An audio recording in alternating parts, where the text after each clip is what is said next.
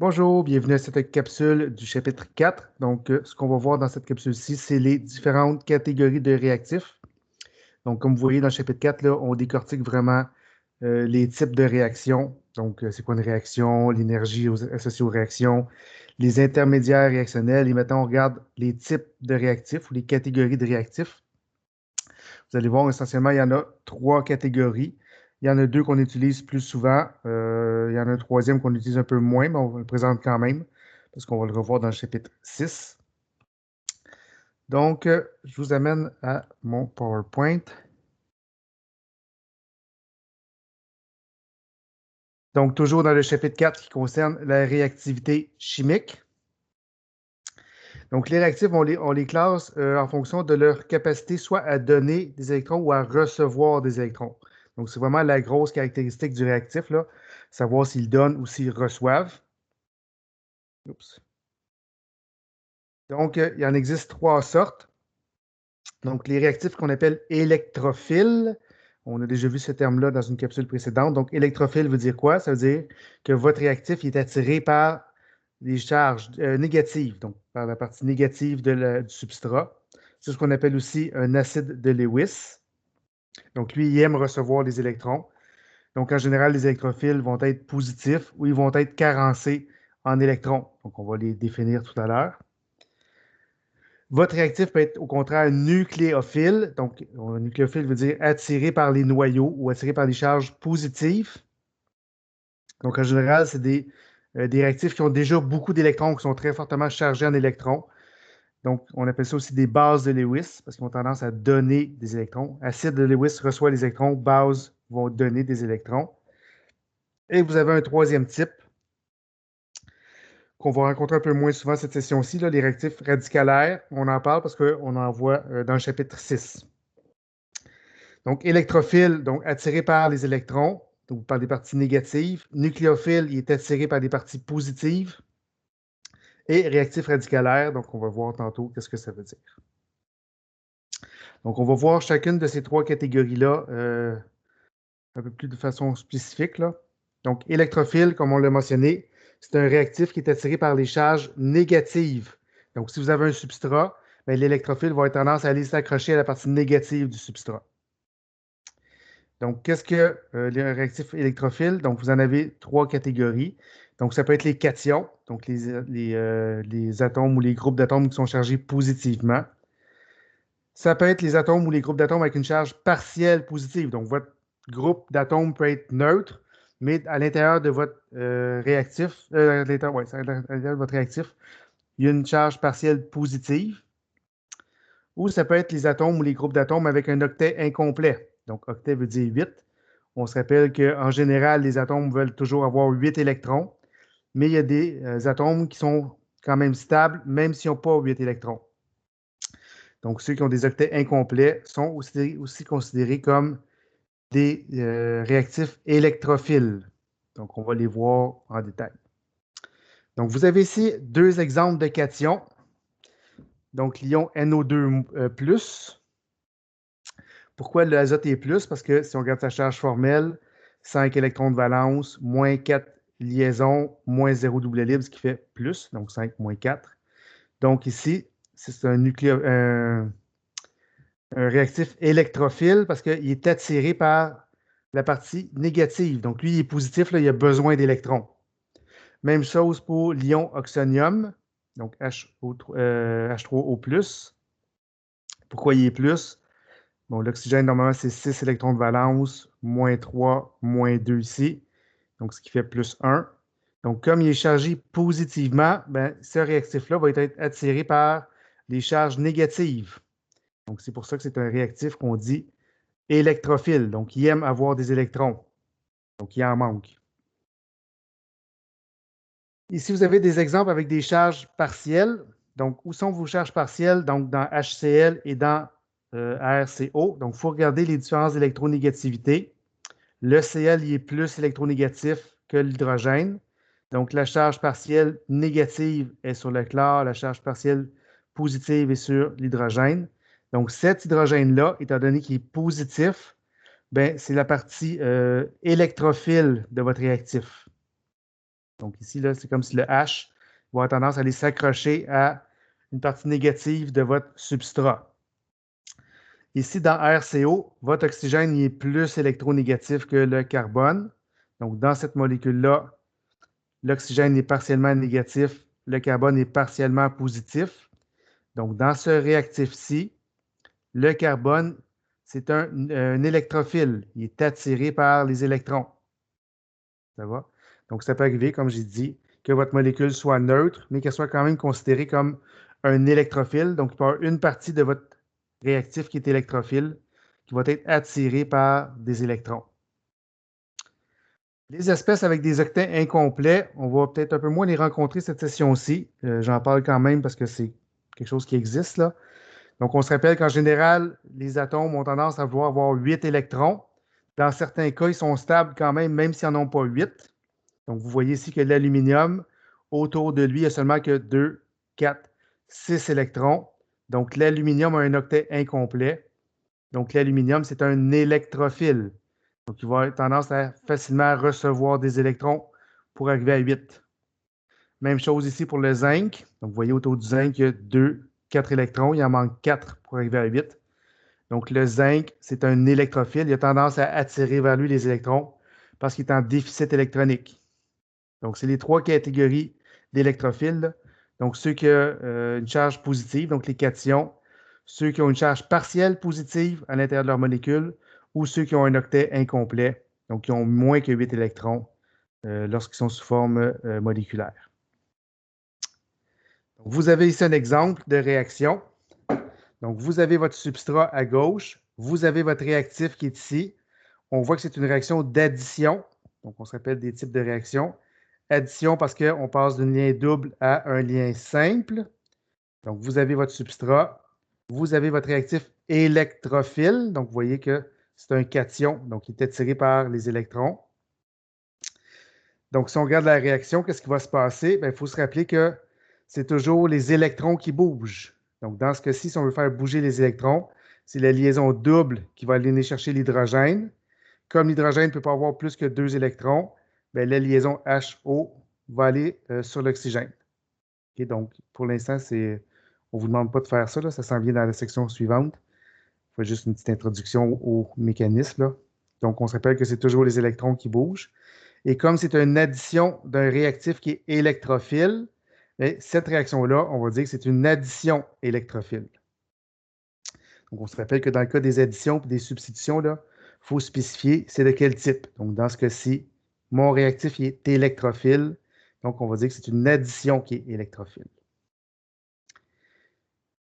Dans le cas des nucléophiles, donc deuxième type de réactif, donc les nucléophiles, c'est des réactifs qui sont attirés par les charges positives. Donc, les autres vont aller souvent se greffer à la partie positive du substrat, contrairement aux électrophiles qui vont se greffer à la partie négative du substrat. Donc, dans les catégories de nucléophiles, vous avez les anions, donc les groupes chargés négativement. Vous avez les atomes ou les groupes d'atomes avec des doublets libres. Donc, les doublets libres sont facilement disponibles. Donc, on va avoir tendance à réagir rapidement. Et vous avez des molécules avec des liaisons pi. Donc, liaison pi, pour ceux qui ne se rappellent plus, c'est les liaisons doubles, donc la deuxième liaison ou la troisième liaison. Donc, la première, c'est sigma. Les autres, on appelle ça des liaisons pi. Et si vous vous rappelez de chimie générale, bien, les liaisons pi, c'est des orbitales qui sont perpendiculaires à la molécule, donc qui sont facilement disponibles. Donc, les liaisons pi là, sont faciles à détruire. Donc, il y a comme un gros bassin d'électrons à l'intérieur des liaisons pi. Donc, vous avez ici un exemple de nucléophiles, donc des exemples d'anions. Donc, si vous voyez que vous avez l'ion CN-, donc l'ion cyanure, donc pourquoi le C est négatif, donc 4, -3, -2, ce qui donne une charge négative au C. Vous avez l'ion hydroxyde,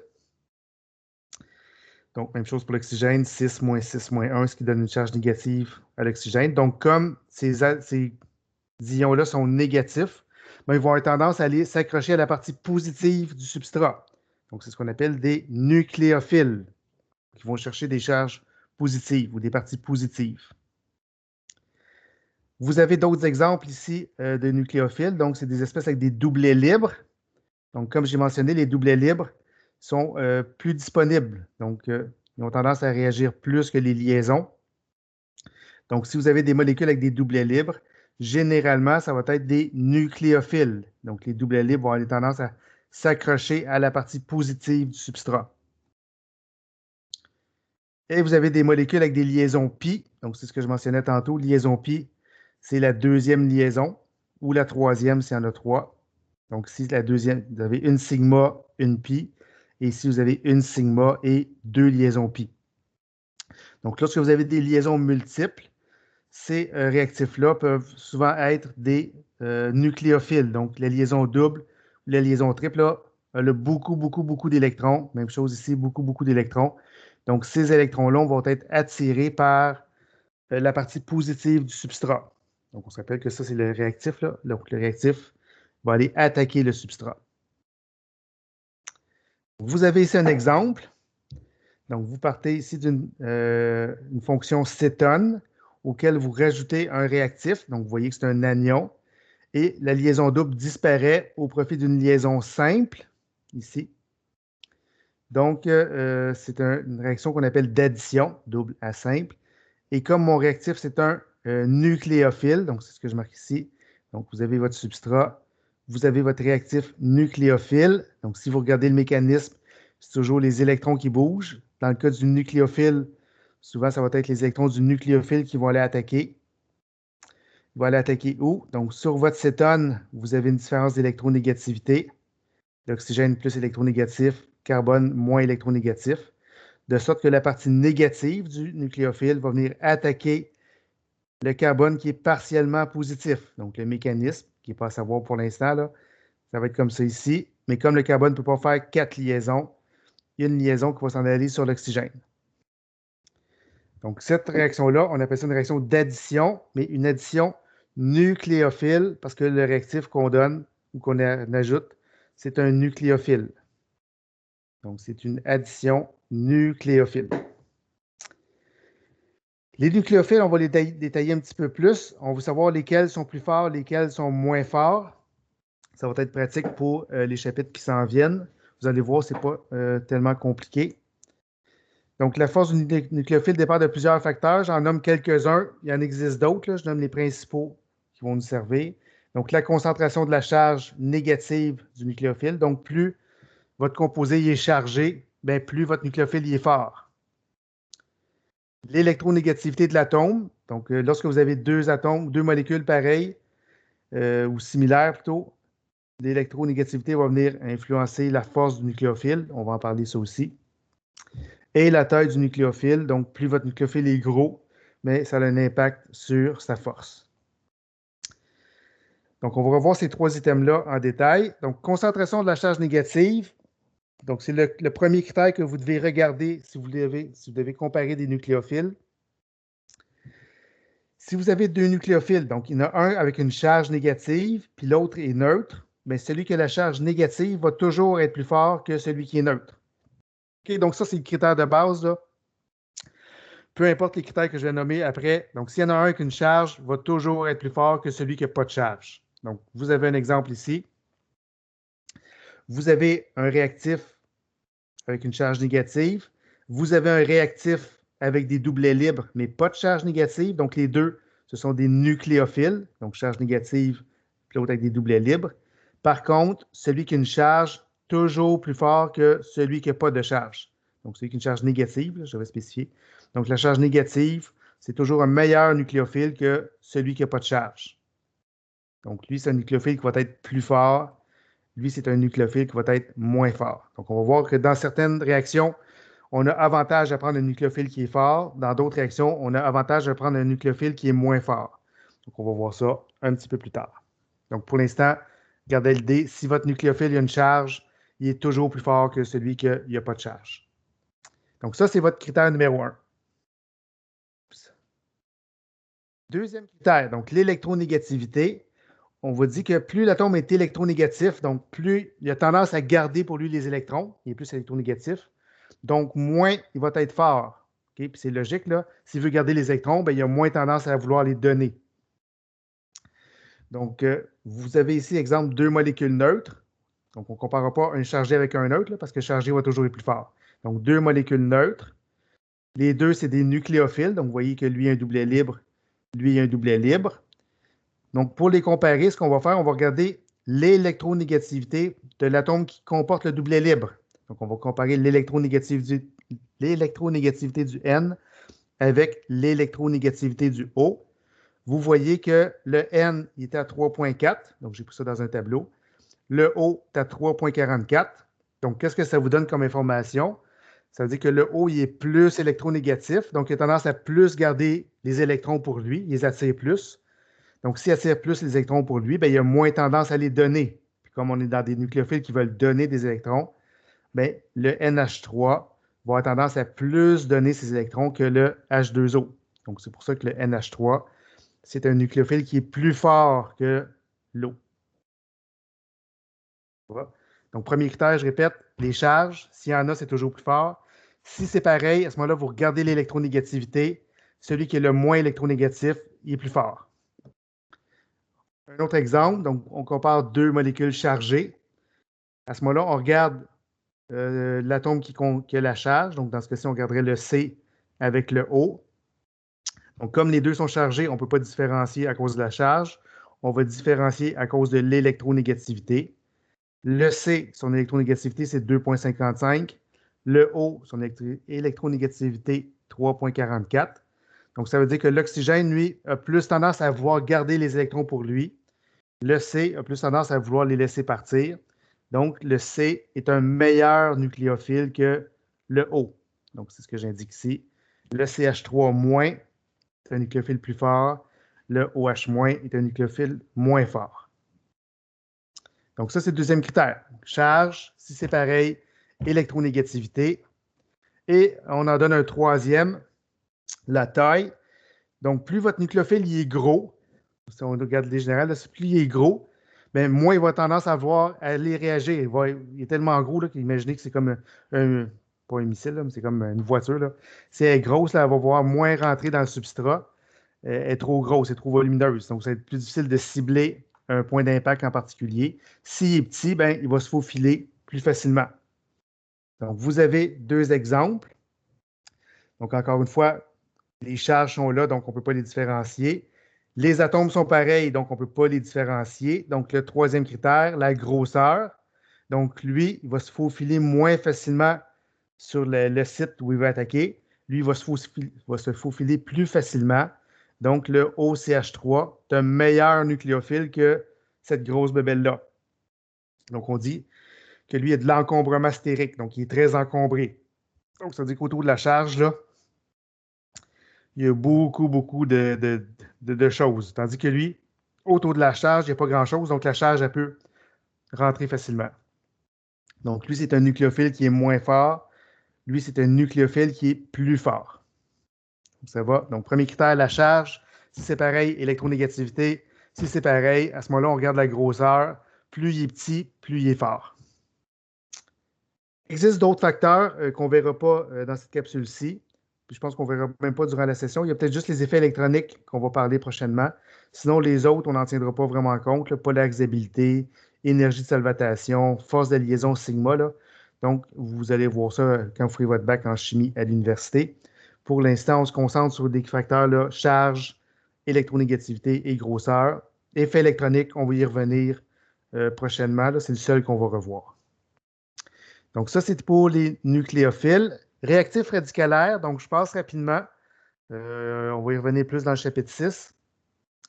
Donc, c'est des réactifs qui contiennent un électron célibataire. Donc, ce n'est pas des doublets libres, ce n'est pas des charges, c'est un électron tout seul, c'est des points. Et ils sont formés principalement lorsqu'il y a une présence de lumière ultraviolette. Donc, dans votre réaction, lorsque vous voyez H nu, je l'ai déjà parlé, donc H nu fait souvent référence à un mécanisme radicalaire. Donc, addition radicalaire, substitution radicalaire. Donc, lorsque vous voyez de la lumière là, ou de l'ultraviolet, c'est un mécanisme qui est radicalaire. Donc, vous avez un exemple ici. Donc, vous avez la molécule de Cl2 ou ClCl sur laquelle on met de la lumière. Qu'est-ce qui va se passer? On va venir scinder de manière homolytique. Donc, on va séparer la liaison en deux également entre les deux Cl, comme ça et comme ça. Je m'excuse pour les flèches, elles ne sont pas très évidentes, là, mais dans PowerPoint, c'est pas mal la meilleure façon que j'ai trouvé de faire des flèches à demi-pointe. Donc, c'est une réaction homolytique dans laquelle on forme, dans ce cas-ci, des réactifs qui sont radicalaires. En fait, j'aurais dû mettre 7 points, là, 2, 4, 6, puis 1 point tout seul. Bon, là, j'ai oublié de mettre les 6 points. Imaginez que, en tout cas, c'est pour montrer qu'il y a un nombre impair d'électrons. Donc, ce qu'on forme ici, c'est des réactifs radicalaires, parce qu'ils ont un nombre impair. Et ce réactif-là, après ça, va venir réagir avec votre substrat. Donc, dans ce cas-ci, on voit, là, c'est votre substrat qui est ici, votre réactif radicalaire. Qu'est-ce qui va venir se passer? Donc, votre nucléophile va venir briser votre liaison CH, comme c'est ici. Et vous allez venir créer une liaison entre un des électrons de la liaison puis un électron du Cl pour faire du HCl.